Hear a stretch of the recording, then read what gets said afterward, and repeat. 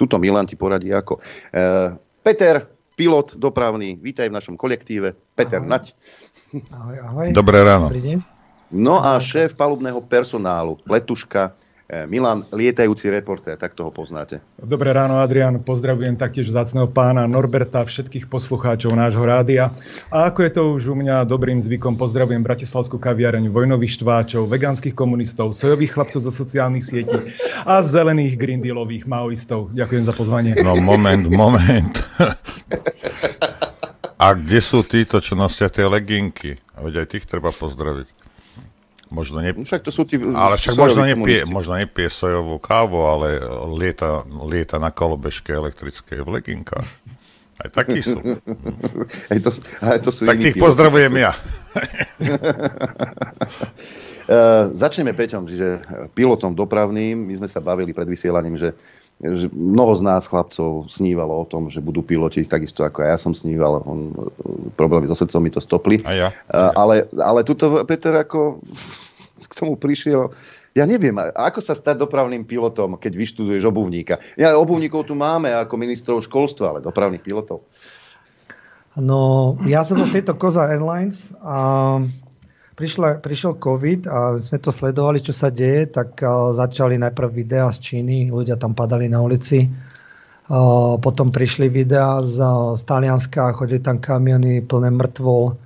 A jednoducho ľudia, ako aj ja, sme sa začali obávať, tak sme sa vlastne doma zamkli. Prišli aj nariadenia vlastne z vlády tej krajine, kde som žil. No a my samozrejme aj z vlastnej iniciatívy, manželka žila rúška, nechodili sme von, kúpili sme si za extrémne drahé peniaze nejaký dezinfekčný prostriedok, takže vodu, ktorú sme tam pili, to nám nosili v takých veľkých bandaskách, tam není tečúca voda pitná, je to skôr taká užitková voda. Všetko sme utierali, dezinfikovali, no, keď som išiel von, tak maska na hube, gumené rukavice, úplne vyhýbal som sa každému človeku. No ale jedného pekného dňa môj malý ochorel, niekde na ihrisku, alebo čo sa chytil.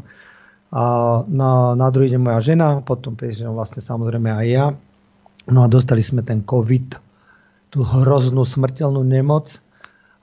Takže som dostal nejakú teplotu, bolený ma COVID 2-3 dní, ani sople mi netekli, nič jednoducho, a za 3 dní som bol v pohode a hovorím, to je všetko. Tak je bežné prechladnutie predtým. Akurát dnes to malo honosný názov. No počkaj, bežné prechladnutie predtým, ja mám potom, normálne mi teče z nosa a zrdla, neviem skade, 2 týždne, to je 100-krát horšie než toto.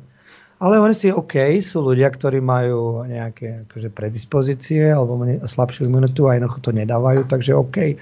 Bolo treba chrániť ľudí, aj starších ľudí, ako je moji rodičia, alebo rodičia ostatných ľudí, alebo ľudia, ktorí majú vážne nemoci, ako je diabetes a srdcovo-cievne a podobne. Takže áno, bolo tam niečo treba voči tomu robiť, ale jednoducho zastaviť sa to nedalo. A ja som mal takú jednu, ako, jak by som povedal, také vysvetlenie, že medzi nami, ako ľudstvo, čo ľudstvom je, žijú potkany a majú zhruba 50 cm a my sa ich nedokážeme zbaviť, tak jak je možné, aby sme sa dokázali zbaviť nejakého mikrovírusu, nejakým nosením rúšok, alebo takýmto, to bol absolútny nonsens. To bol absolútny nonsens a toto sa začalo propagovať, začalo to strachom, ľudí nainfikovali strachom, takže aj inteligentní ľudia, ktorí mali zdravý rozum, mali nejaký common sense, tak vlastne tento strach ich totálne opantal a začali sa chovať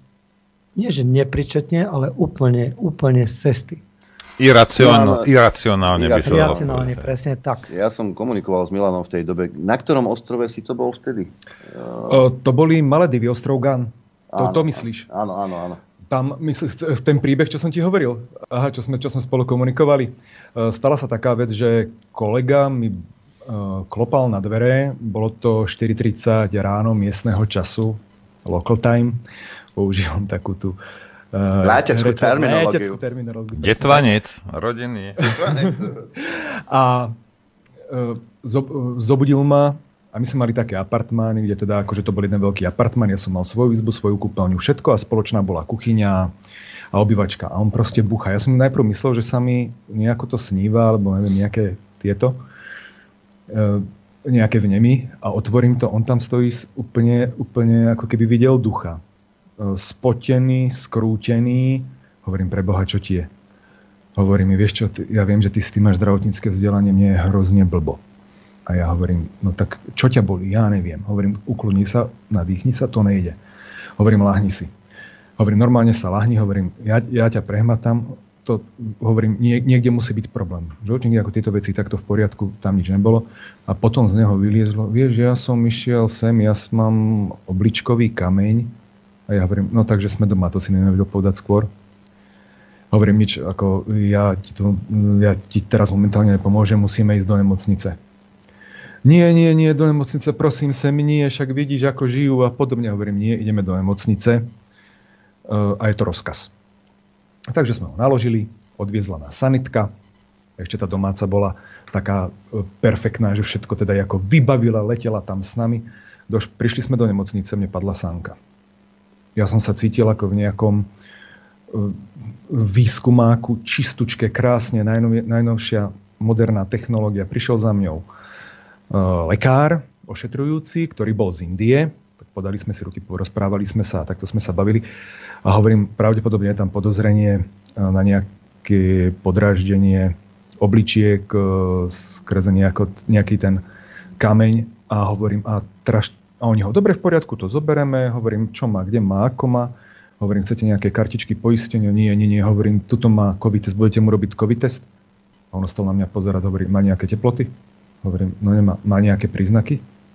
No nemá, ale ja som to sa tak ako... U nás sa to tak? U nás sa to tak. On na mňa pozeral, ako keby som spadol niekde z maliny. Hovorí, a na čo ho budem testovať, keď mu nič nie je? Jasná príčina je úplne niekde inde. Tak ho teda zobrali. Ja som teda chvíľočku, pol hodinu čakal, hovorí, áno, vzali ho na sono, má tam ten kameň, pohol sa, bude v poriadku a pustili ho potom na druhý deň domov, rozohnali mu to a teraz hovorí, vieš čo, že aby teda veľa tekutín pil a hovorí, že vieš čo mi na to najlepšie vždycky pomáha? Hovorím, čo? Pivo.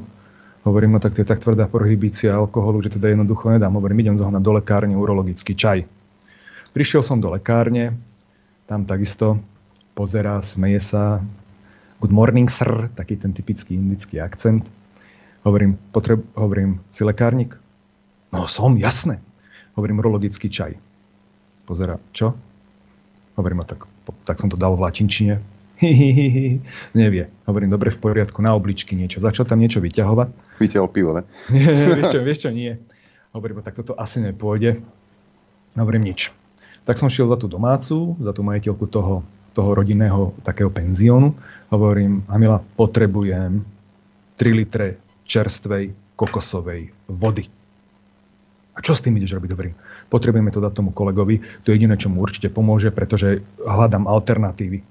No dobre, tak poslal tam nejakého toho, čo jej tam ako pomáhal, pracoval, doniesol tie kokosové orechy, tak to teda nasekal. Ten kolega to vypil, hovorím, budeš to piť, ja už nechcem. Niekedy sa grgne, ja ako keby som cítil, vypil a vyváž. Hovorím, budeš test. Naozaj sa mu to pomohlo, dostali sme ho potom takisto aj domov, on potom začal, už mu blchy ožili. A že ideme zase na výlet, hovorím, ty nepôjdeš na žiaden výlet, ty budeš mať túto pokoj a kľud, už sme si to tu užili. Takže tam bolo, ja som sa aj pýtal toho lekára, hovorím, preboha, tá pandémia je, koľko vám tu ľudí zomrelo? Keď som si pre toho kolegu šiel a on, no nikto. Však zomierajú ľudia tak, ako aj zomierali, ale na COVID sme tu nemali nikoho.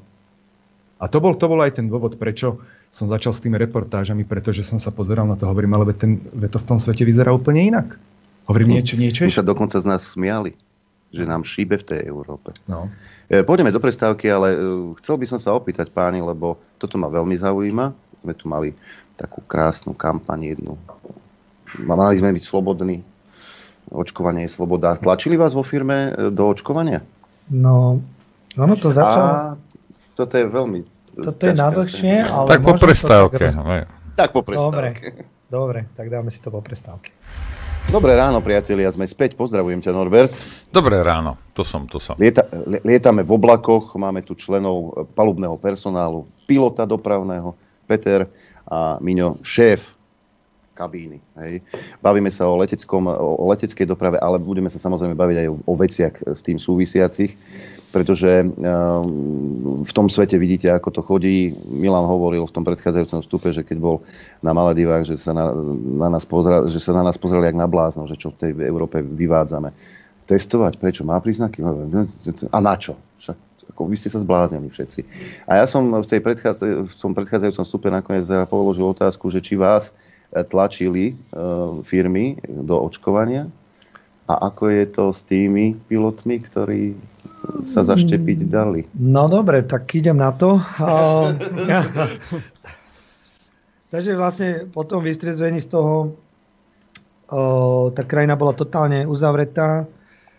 Všade stáli policajti, vlastne to bolo hermeticky uzavreté aj zvonku.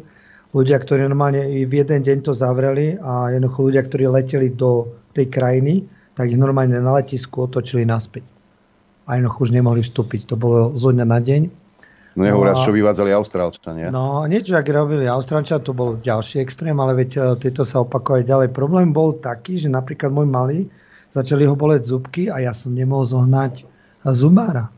A jednoducho behá tam človek v cudzej krajine a není všetky ordinácie zavreté, decko vám vrešti v horúčkach od bolesti a to je v prdeli. To je jednoducho človek, vtedy mi pomohol môj kamarát zo Sýrie, ktorý tam poznal nejakého zubára, ktorý mu tam narýchlo urobil zubok.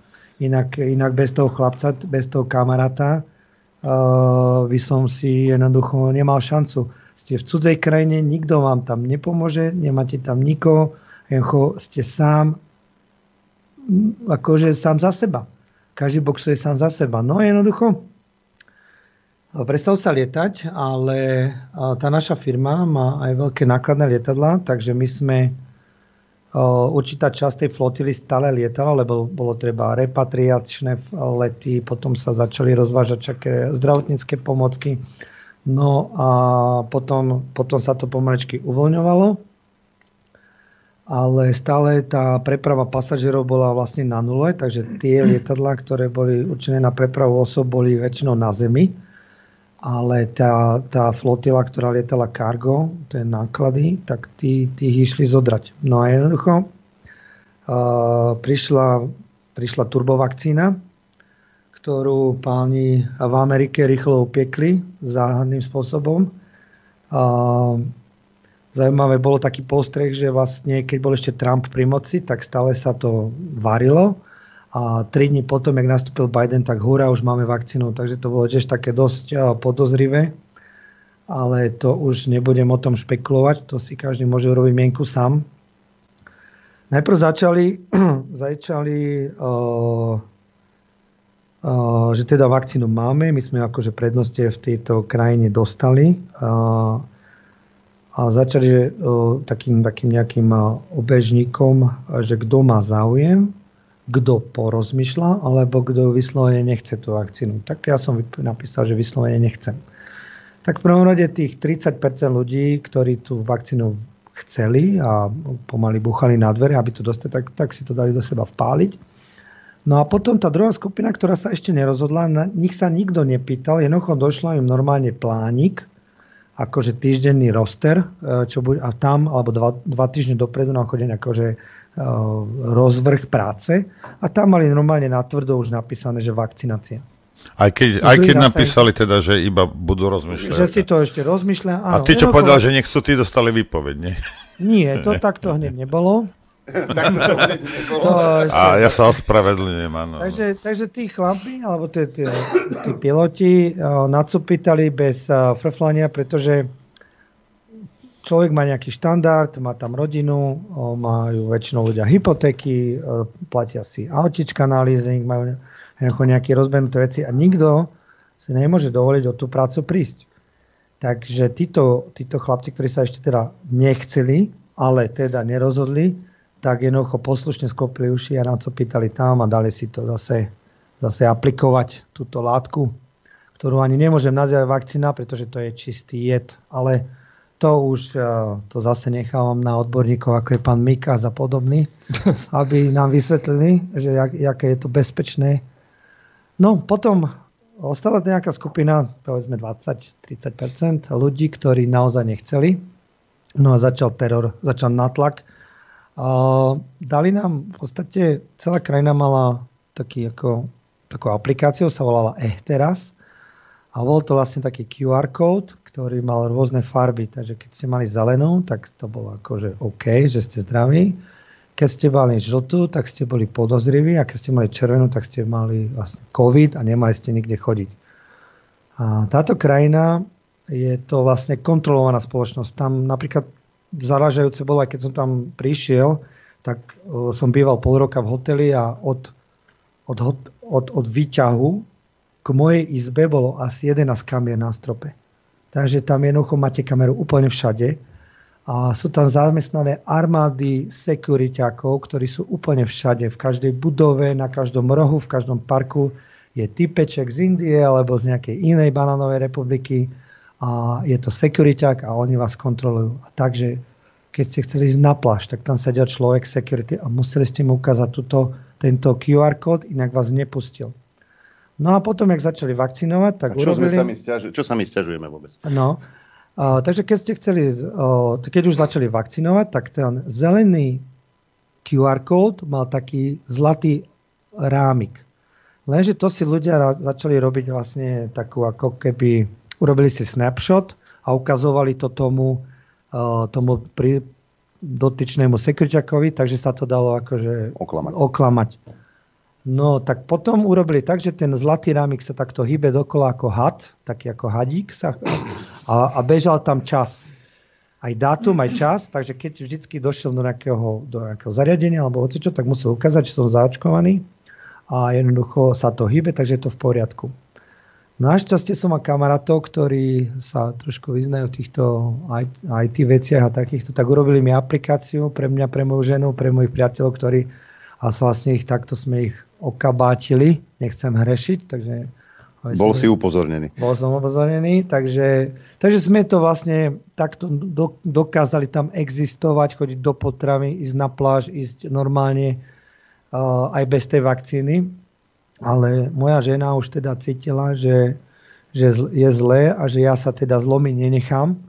A čím oni viacej tlačili, tak tým vo mne aj v mojich priateľov rástol ešte väčší odpor.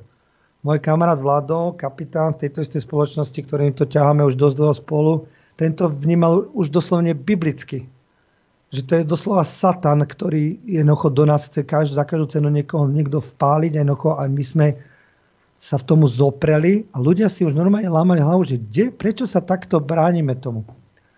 No, až prišlo k tomu, že posledného nevedeli, ako nás dotlačiť, tak vymysleli si na nás, že keď teda chceme ísť do roboty, tak musíme chodiť každý týždeň na výtier nosa, na ten ich test. Jak sa to vlastne volalo? PCR test. Takže vždycky som sa musel objednať, zaplatiť $100 za každý PCR test, takže si zoberte $400 som dal za každý týždeň, sa vám niekto hrabe v nose. Takže tu, keď sa ľudia akože urážali, že ich tam ten náš krásny Matovič a s tou jeho chuntou hnali na PCR testy, tak ja som toto mal každý týždeň. A bolo to veľmi frustrujúce, ale jednoducho hovoril som si, musím živiť rodinu a budem to tu znášať, dokedy budem vládať. Jednoducho tá firma, jak bola uzavretá, aj tá krajina a nepúšťala ďalších ľudí, tak nemohla robiť ani nábory nových pilotov a tým pádom, že my sme lietali extrémne veľa, a nebolo tam vlastne náhrada týchto ľudí a nikto tú fluktuáciu tých nemal kto nahradiť, tak oni si nemohli nás dovoliť v podstate vyhodiť. A to bolo jediné také eso v rukave, hovorím si, oni nás nemôžu vyhodiť, pretože nemajú za nás ľudí, nemajú na tých lietadlách kto lietať. No a takto jednoducho som existoval ešte ďalšieho 3/4 roka. Nehovoriac o tom, že keď chcel ísť napríklad, končil mi pas. V tej krajine nemáme vlastnú ambasádu a potreboval som si ten pas predĺžiť, tak im hovorím, OK, musím ísť domov. Ale keď chceš ísť domov, musíš ísť do 2-týždňovej karantény, ktorý pán XY odborník u nás nariadil. A potom ísť naspäť, zase ísť do 10-dňovej karantény. Takže vaša dovolenka sa vlastne premení na nočnú moru a je to vlastne byť zavretý v karanténe len kvôli tomu, aby dostal nový pas. a podobné tieto nepríjemnosti, hádzanie poliem pod nohy. No ale potom jednoducho sme takto sa naučili existovať ďalej a už to došlo do takého bodu, že už nevedeli, čo s nami a pomaličky sa začala krajina otvárať a oni narobili kontrakty s externými firmami, ktoré mali pri nás pracovať a tým pádom sa vlastne uvoľnil tento tlak a oni nás všetkých, čo sme sa nedali zavakcinovať, zavolali jeden deň krásne do ofisu a to bolo v novembri roku 2021. Rozlúčkový večierok, hej? Áno. A tam už teda najvyšší boss a jeho lokaji tam sedeli pred nami na lavici a začali akože po jednom si nás tam volali a mi hovorí, no Peter, prosím ťa, daj si to rúško na nos a ja som teda veľký antiruškár, mne to tak akože maximálne pod nosom, ale tak som si to tam furt popravoval. Prečo ty ohrozuješ seba a svojich milovaných tým, že si nedáš vakcínu? A hovorím, o čom to vyprávate? Ja som prekonal COVID, mám protilátky, vakcína nefunguje, ľudia, ktorí sa dali napíchať, sú všetci chorí. O čom to vyprávate? A teraz ten najvyšší začal mi vyprávať, že teda keď ja som si to nedal a ukázal mi na také dva veľké obrazy za mojím chrbtom, tak som sa otočil a tam bol vlastne Emír a jeho otec. Tak keď oni dvaja si to dali, tak to je pre nich dobre a ty si myslíš, že akože pre teba to dobre není? A ja som chcel na tú otázku akože odpovedať nejak slušne, ale začal na mňa vrieskať úplne nepričetne, tak ja som sa len na ňo pozeral a hovorím si, chlapec môj, odkiaľ ja prichádzam z mojej krajiny, ty po mne vrieskať nebudeš. Čo si ty o sebe myslíš? Ty máš tebe takisto hovno z ryti smrť, jak aj mne. Mne sa normálne až začervenali lica, slzy do očí, ale také od hnevu. A len som sa akože, tak som tak zhlboka dýchal a tak sa na ňu pozerám, už nenávistne som sa na ňu díval. A oni sa, ovládaj sa. A on sa ma tak naposledy opýtal, máš k tomu ešte niečo, čo povedať? A ja cez zaťaté zuby mi hovorím, vieš čo, nemám k tomu nič, čo povedať. A len dovidenia. A čo som vlastne? A tým pánom som vedel, že končím. A už to bola len otázka času. No a prišiel 6. február roku 2022. Mal som letieť večer do Manily a jednoducho ráno mi volá baba z ofisu, nejaká Nancy, že poď, že máš meeting na firme. A ja sa len tak zo strany pýtam, že čo mi chcú dať povýšenie, tak sa zasmiala, ale nie, vôbec som netušil, že... Alebo tak netušil, ale netušil som, že to bude takto prebiehať. No a došiel som tam a tam už bola vlastne taká čakáreň, boli tam také sedačky a tam už chlapci pekne v oblekoch sedeli tí ľudia, vlastne, ktorí si nedali vakcínu. A oni hovoria, že no, došli sme si pre výpoveď. A hovorím, že to nie, však to si robí srandu. Nie, vážne. A vtedy mi to začalo dochádzať. No a potom si ma zavolal už potom nejaký asistenta manažera Boeing Fleet. A jednoducho on mi hovorí, že teba som ešte nevidel. A ja hovorím, to je dobré znamenenie, lebo v tej firme to znamená, že keď vás management nepozná, že ste dobrý pilot a že tam nechodíte na koberec vysvetľovať svoje prečiny alebo priestupky. A on sa nezasmiel a vtedy mi to došlo už teda na 100%, že teda dostávam výpoveď. No a on mi hovorí, Peter, táto firma si teda má právo, a podľa zmluvy a podmienok, ktoré si podpísal, si berie svoje právo, že ťa môžeme vyhodiť bez udania dôvodu. Takže tu je tvoja výpoveď, tuto to podpíš a dovidenia. Odozdaj mi svoje IDčko, ako svoj preukaz a jednoducho koniec. No tak ja som už teda tak nejako to prijal, tak som mi to odozdal a poslednú otázku sa pýtam, a tu kvôli tomu, že som si nedal vakcínu? On nie. Jasné, že nie. On to nemôže oficiálne povedať. Ale všetci, čo sme tam boli, sme dostali padáka. Ja mám len jednu otázku. Koľko z tých, ktorí podľahli tomu tlaku, ešte lietajú? Takto. V tej firme robí asi zhruba 4,000 pilotov a asi 12,000 letušiek, takže je to vlastne fakt industriálny scale, ako rozmer týchto operácií. A poviem vám jedno, viem určite povedať, že na COVID tam nezomrel ani jeden človek. Ale hneď, ak začali lockdowny, tak ľudia upadli niektorí do ťažkých depresí a podobne. Tým pádom, že sa báli o svoj príjem, alebo že nemohli za rodinou a labilnejšie ľudia normálne. Boli tam prípady, že spáchli aj samovraždy. A to bol minimálne 1-2 piloti a neviem koľko ani letušiek alebo letušakov. A potom z týchto vakcín viem o pár prípadov, že dostali po vzlete, leteli sme kam do Frankfurtu, Airbus A350 a first officer dostal heart attack, takže vlastne srdcový záchvat. Nedávno aj v našej firme dostal jeden poľský kapitán, dostal mozgovú príhodu tesne pred pristátím. A týchto prípadov je veľa, ale jednoducho... No, nemali by tak lietať, že jeden zaočkovaný, jeden nezaočkovaný, len pre istotu, že ak pri pristani ho šláhne, aby to mal kto položiť na zem. Čo? Viete, dneska športovci padajú na športoviskách, lyžiari, futbalisti, nebudem menovať. Len skúste povedať, že a koľko mal vakcín, tak hneď sa na vás oboria títo zavakcinovaní ľudia, títo propagátori tejto ideológie, že aký ste bez srdca a ako môžeš toto povedať. No môžem to povedať. Vy ste neváhali to napíchať do mňa, vy ste chceli to napíchať do mojich detí, do mojich priateľov, do mojej rodiny a ja keď sa opýtam takúto otázku, tak zrazu ste, aký ste bezcitní. No nie som, vy ste v prvom rade bezcitné svine. Že to musím takto povedať. Áno, padajú ľudia, ale nikto nevedie žiadne záznamy, nedá sa to dokázať.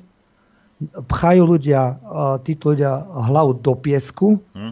Je to úmysel. Nikto potom nepátra, nikto to nechce, nikto nechce počuť pravdu. Problém je ten, že nie je až taký veľký problém oklamať inteligentného človeka, ale presvedčiť ho, že bol oklamaný. Toto si nikto z nich nechce pripustiť. No? Presne tak. Ako to bolo v tvojom prípade, Miňa? No, vieš čo, tak určite také tie odporúčania boli, aby som sa teda dal odzaočkovať. Samozrejme, som odolával dlho. No a potom som si spravil jeden služobný výlet do Ruska, odkiaľ som si COVID priniesol. Takže som dostal na 6 mesiacov ako pardon a potom to teda nejakým spôsobom zrušili. Alebo potom vyšumelo to už potom, no. Potom to už vyšumelo. Aj keď teda boli tam také nejaké náznaky, že veď odborníci hovorili v televízii, že i po prekonaní to vôbec nevadí sa dať zaočkovať. Ja ešte predtým, samozrejme, pretože to zdravotnícke vzdelanie mám z tej farmácie, čo si toľko som si ešte zapamätal.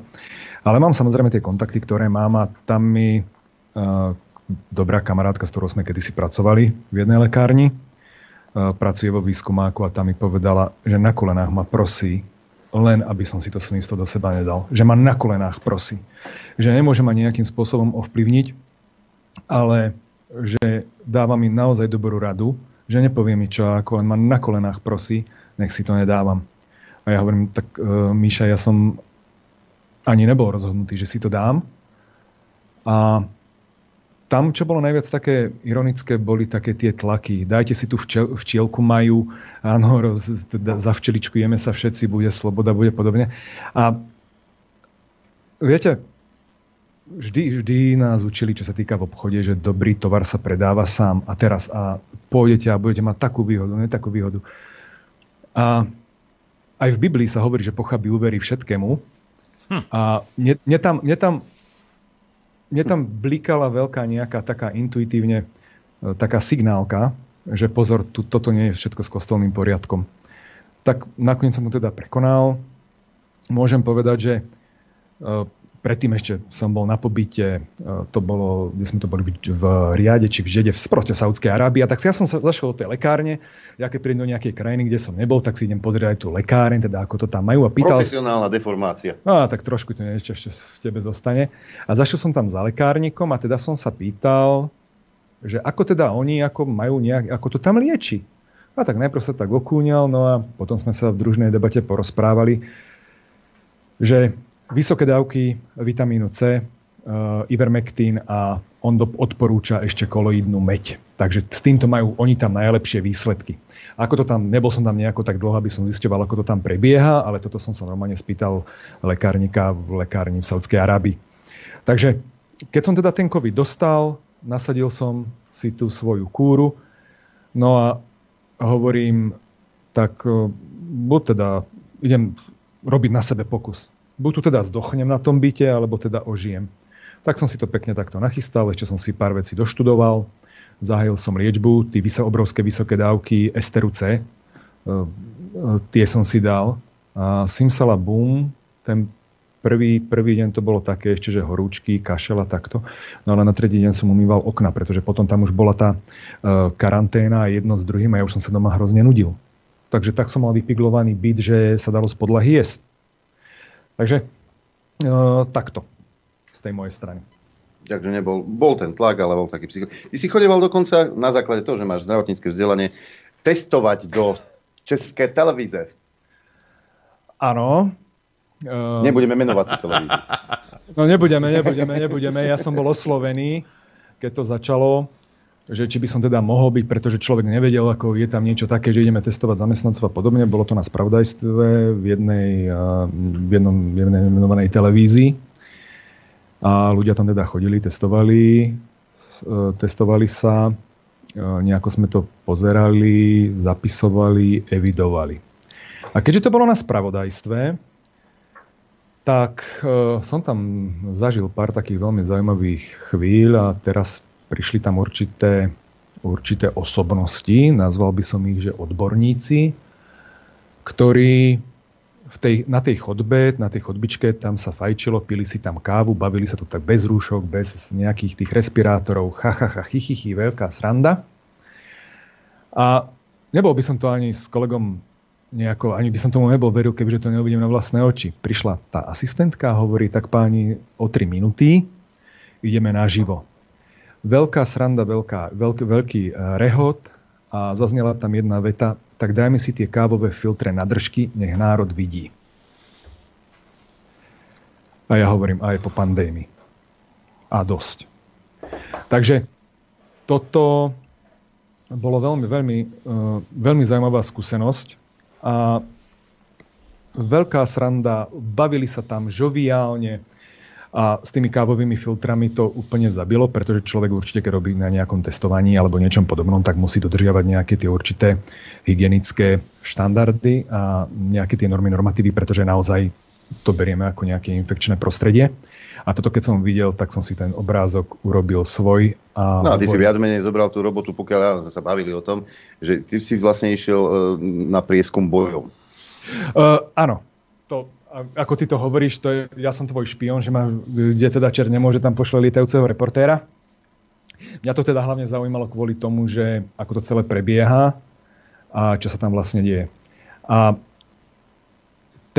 vytvorený obraz tej ilúzie pre to obyvateľstvo, pre tých je nejaký a pritom tá realita častokrát je úplne iná. Hlási. Takže ja by som ešte vstúpil do tohto. Ja som vlastne cez internet sledoval, čo sa deje u nás doma. A veľmi ma šokovalo, jak sa tá spoločnosť v tomto smere rozpoltila. A rozpoltila sa nielen vlastne názorov medzi odborníkmi, ale aj v rodinách, aj medzi priateľmi. A ja som veľmi vlastne skončil.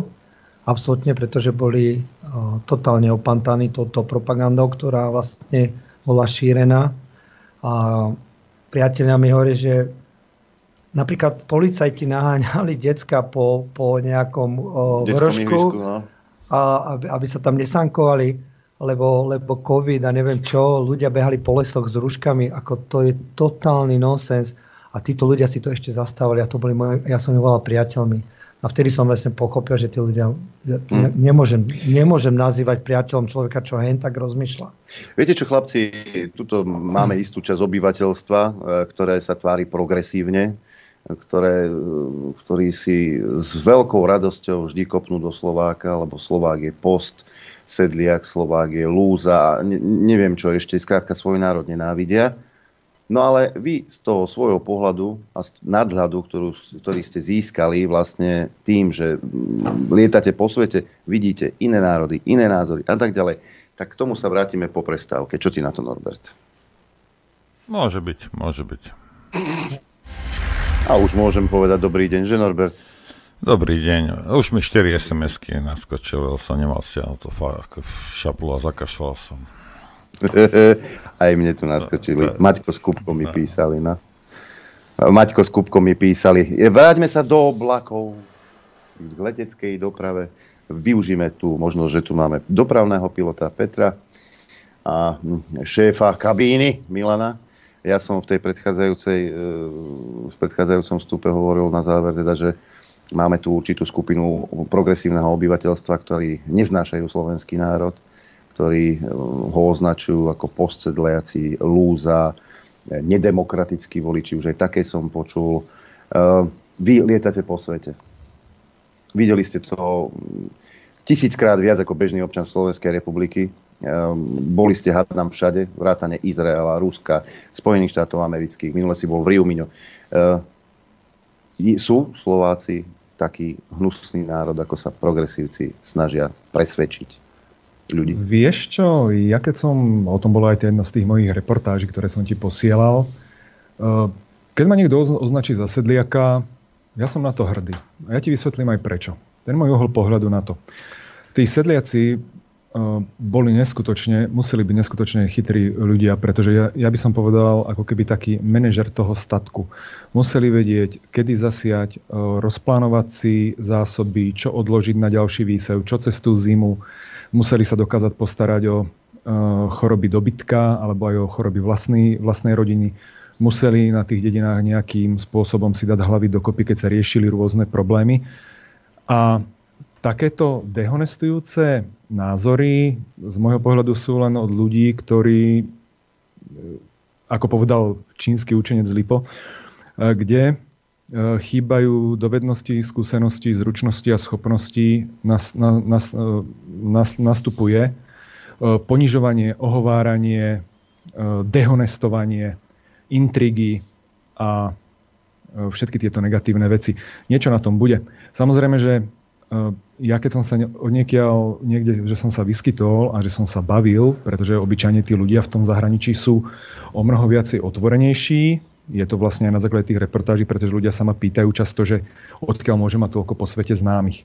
Tak keď si niekde aj na pobyte alebo tak, 2 mesiace, 3 mesiace a podobne, že si služobne, tak nebudeš 2 mesiace, 3 mesiace sedieť na hotelovej izbe medzi 4 stenami, takže ideš jednoducho medzi tých ľudí a tam sa stretneš a takto jedno s druhým porozprávaš sa. A môžem povedať, že kopec ľudí alebo v tom zahraničí má zafixovaný ten pojem Čechoslovakia. To, ako keď začnú Slovakia, Slovénia, milia si to so Slovenskom, hovorím, no tak predtým to bolo Čechoslovakia. Už vieme, áno. A mne sa nestalo to, že by ma niekto niekde vo svete za niečo odsudzoval len preto, že akože Slovák, alebo keď sme sa dali, takto sme sa bavili, že by som zažil takú nenávisť ako práve od týchto progresívcov. Mne toto nikto v živote nepovedal. Najsmutnejšie je na tom to, že takýmto ľuďom sa dávajú priestor v médiách a čím ďalej, tým viacej a snažia sa nejako podkopať tú morálku toho národa a tie základné elementárne veci, ktoré teda ten národ do toho vienku dostal. Ja som nikdy nemal, hovorím, skúsenosť po celom svete, od východu na západ, od severu na juh, že by niekto mi takéto niečo povedal z cudzincov alebo niečo podobné. Vôbec. No ja by som do toho vstúpil. Kto sú títo ľudia? Odkiaľ prišli? Kto ich vybral? Jak je to celé prepojené? Cez COVID to bolo vidno, že zrazu oni vyšli na povrch, títo globalisti. A zrazu nejaká Jacinda z Nového Zélandu je úplne podobná našej Fione, Justinovi Trudeauvi, Macronovi, Sunakovi z Anglicka. Všetci títo ľudia majú taký rovnaký podpis a je to vidieť, že to sú vybratí ľudia, prešli rovnakým nejakým tréningom, nejakým profilom, pekne vyzerajú, pekne rozprávajú, nemusia byť ani moc inteligentní. A títo ľudia nesedeli doma a nečakali na to, že ako, urobiť ich krajinu, byť lepšou krajinou, bezpečnejšou. To sú ľudia, ktorí vlastne boli vybratí niekým. A tento progresivizmus je vlastne ideológia natlačená ľuďom do hlavy, za ktorou sú obrovské peniaze, vlastne neobmedzené rozpočty. A títo ľudia došli sem, aby nahodávali základné hodnoty našej spoločnosti, čo sú tradície, náboženstvo, rodina, muž a žena a podobné veci, ktoré boli neochvejné, tam o tom sa nediskutovalo. Zrazu, ja neviem, či som žena, ja neviem, či som chlap, ja neviem, či Boh existuje, ja neviem, ľudia strácajú hodnoty, strácajú nejaké kotvy, ktorých sa majú držať a o toto im presne ide. Táto rakovina menom progresívny liberalizmus, alebo jak by sme ich nazvali, si ukradli to slovo progresívne, ako keby iní klasicky zastavili progres a vývoj. Nie. Ja som nikdy nič nemal proti ľuďom iného náboženstva, ja som nikdy nič nemal proti ľuďom inej orientácie. Oni tu medzi nami normálne žili, aj žijú, nikto im nerobí zle, ale zrazu prišli títo ľudia a začali vyťahovať nezmysly, začali sa nimi oháňať, vytvorili problém, ktorý neexistuje, polarizujú spoločnosť a jednoducho nič neponúkajú. Oni došli do volieb a sľubujú lepšiu budúcnosť. Ale čo pre tú budúcnosť chcete? Jaké vy máte jakú minulosť? Na základe čoho chcete stavať lepšou? Vy len sľubujete niečo do budúcna, čo neexistuje. Vy nemáte čo ponúknuť. A keď si všimnete, chlapci, tak progresívci riešia len jednu tému. A to je sex. Či už je